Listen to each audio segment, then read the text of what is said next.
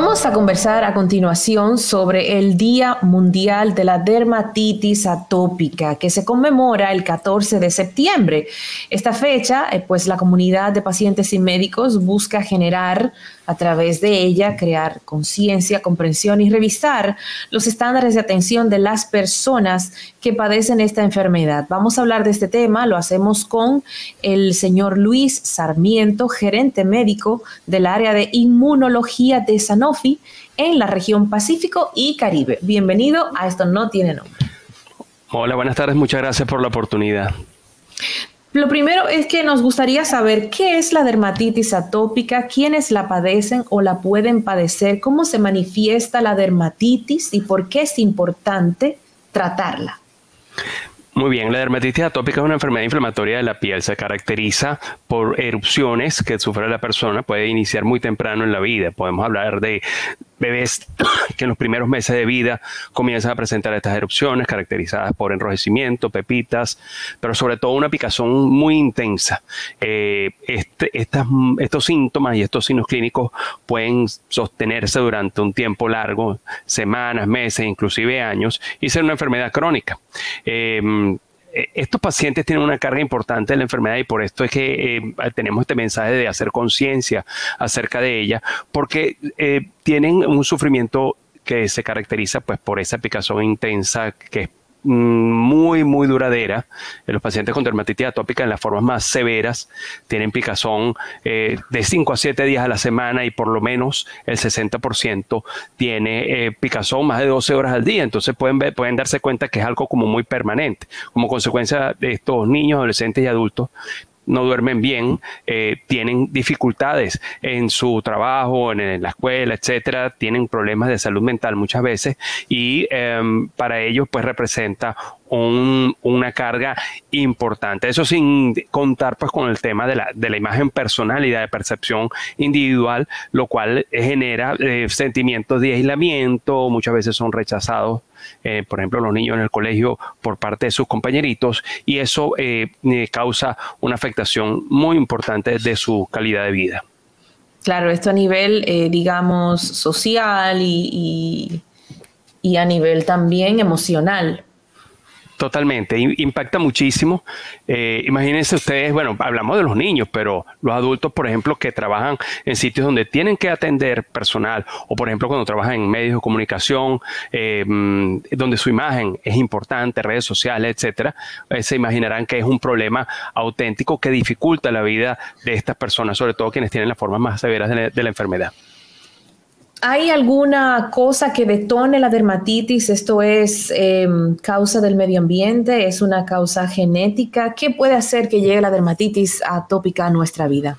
Sí, al igual que muchas enfermedades más o menos comunes en nuestra sociedad, la dermatitis atópica tiene múltiples factores causales. Se dice que estos pacientes tienen una tendencia genética importante, primero porque se determinan unos genes pues, que están alterados en algunos de los pacientes, pero sobre todo porque hay antecedentes familiares importantes generalmente. Es decir, los niños con dermatitis atópica tienen más posibilidades de tener la enfermedad si su papá o su mamá la padecen también.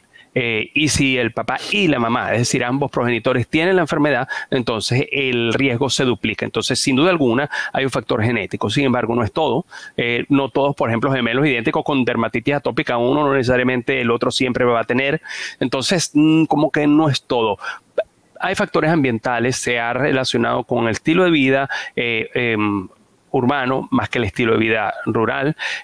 Los pacientes que tienen una alimentación determinada pudiera haberse influido y hay factores que, si bien no desarrollan la enfermedad, precipitan su aparición, como son la exposición a factores irritantes ambientales, alergénicos, etcétera, que pueden activarla en cualquier momento. Entonces es un mecanismo complejo que es muy difícil de prevenir y realmente el médico al apoyar a los padres con un niño con dermatitis atópica, no tiene como mucho caso decir, bueno, es por esto, es por aquello, lo demás allá que se produce, sino más bien cuál es el plan con estos niños que tienen la enfermedad.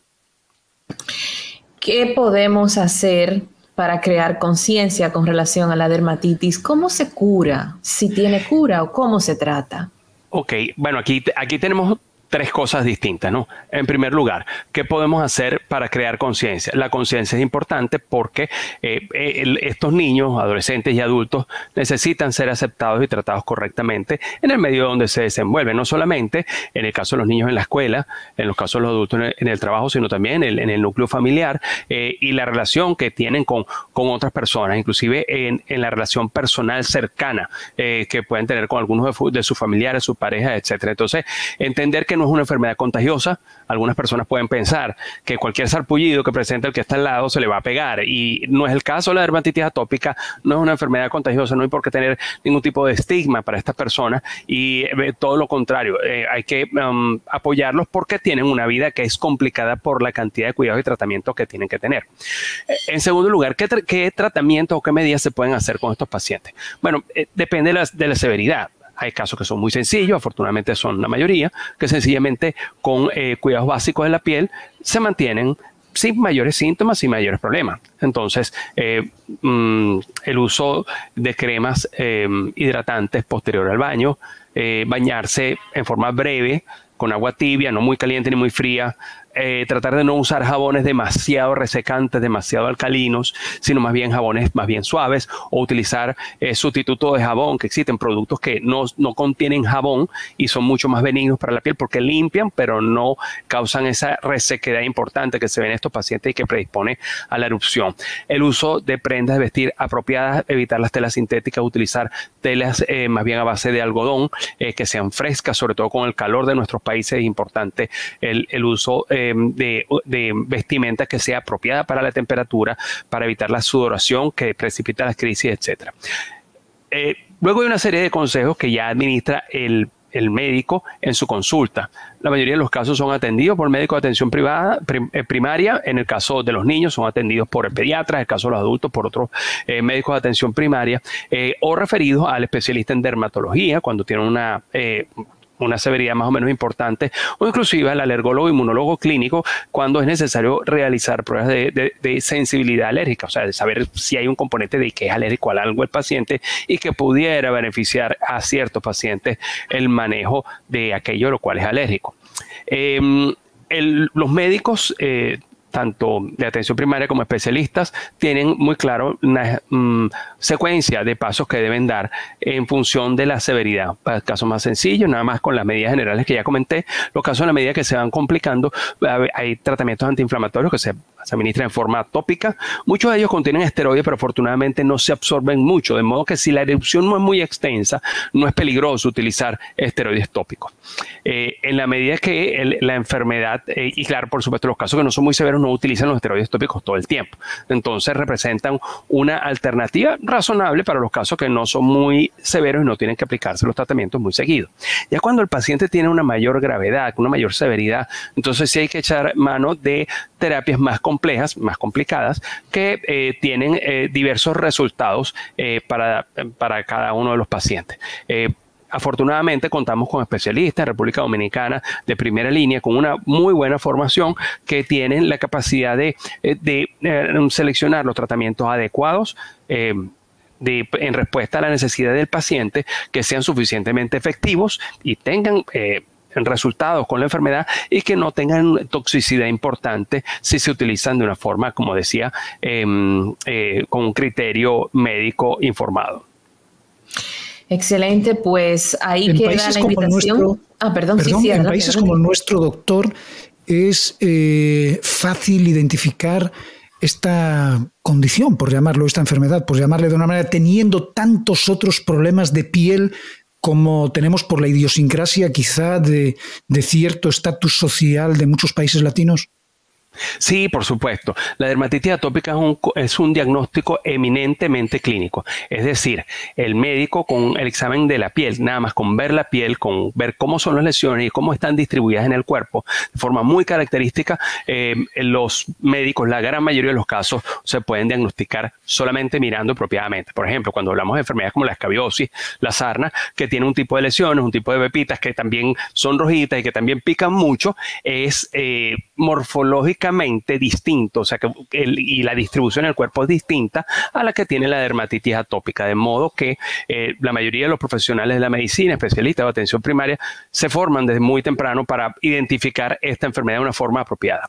No existen exámenes de laboratorio característicos de esta enfermedad, ¿de acuerdo? De modo que no es una forma de saber si la persona tiene o no tiene la enfermedad. Claro, a veces, en ciertas circunstancias, hacer un examen de laboratorio le da al médico otro tipo de información, por ejemplo, para seleccionar cuál es el tratamiento, etcétera. Pero como les digo, un examen clínico apropiado por parte de un médico entrenado permite identificar la dermatitis atópica y diferenciarla de enfermedades comunes en nuestro medio. Solamente un pequeño grupo de pacientes tiene un diagnóstico más difícil y ahí sí es bueno pues que se pida una segunda opinión, se discuta con el caso con algún especialista, algún experto en el área de la dermatitis atópica, y eso puede ayudar. Muy bien, doctor, pues muchísimas gracias por las informaciones que da la invitación para que la ciudadanía este próximo 14 de septiembre se una a la conmemoración del Día Mundial de la Dermatitis Atópica, una fecha para que la comunidad de pacientes y los médicos pues generen conciencia y comprensión, así como revisar también los estándares de atención de las personas que sufren esta enfermedad. Hemos conversado en el día de hoy con el doctor Luis Sarmiento, gerente médico del área de inmunología de Sanofi en la región Pacífico y Caribe. Gracias nuevamente, doctor. Muchísimas gracias a ustedes.